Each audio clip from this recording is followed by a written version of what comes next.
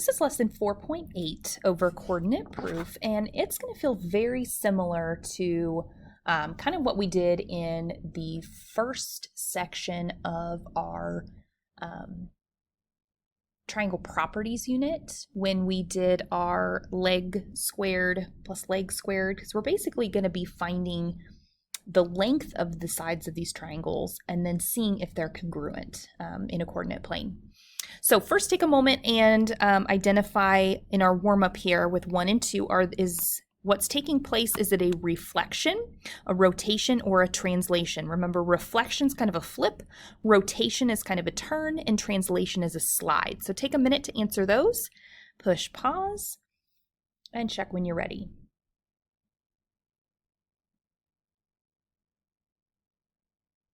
And this one is a rotation because it is kind of rotating that piece there. And then this one is a reflection, kind of flipping it over that x-axis.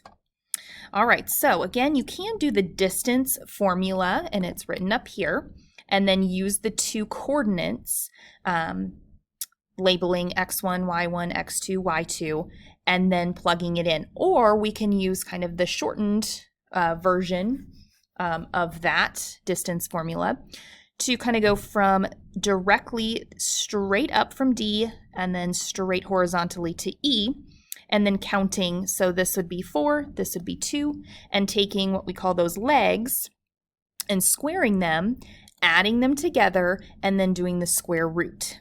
So 4 squared is 16, 2 squared is 4, and so we have the square root of 20. And I'm going to go ahead and leave it just under the radical and not deal with decimals.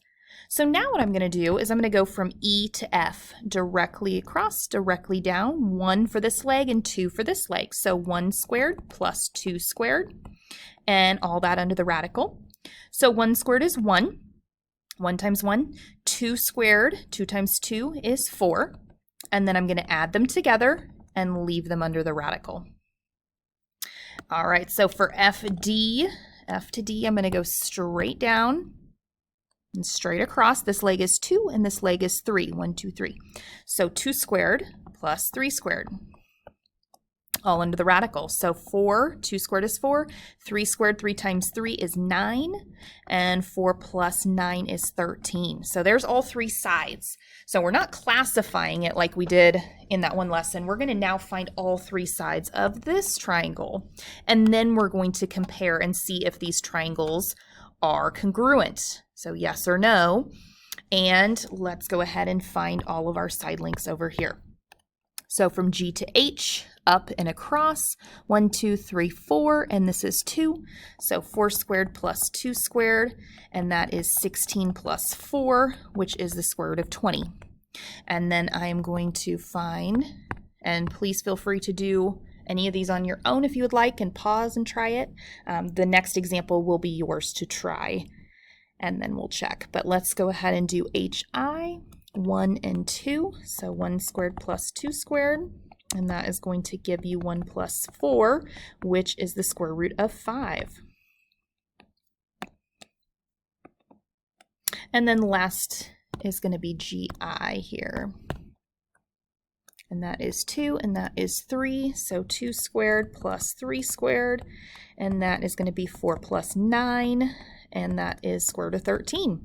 So looking at this, I see those sides are the same. I can see that these sides are the same, and I can see that these sides are the same. So we do have corresponding sides that are congruent. So this would be a yes. Those triangles are congruent because side, side, side. They have all 3 sides congruent to all 3 sides on the other one. And then what can prove these angles congruent? Well, C, P, C, T, C. Remember, if we have congruent triangles, any of the parts, any of the corresponding parts, such as angles, would be congruent. So I want you to try example 2 on that last page here. So both triangles are graphed already.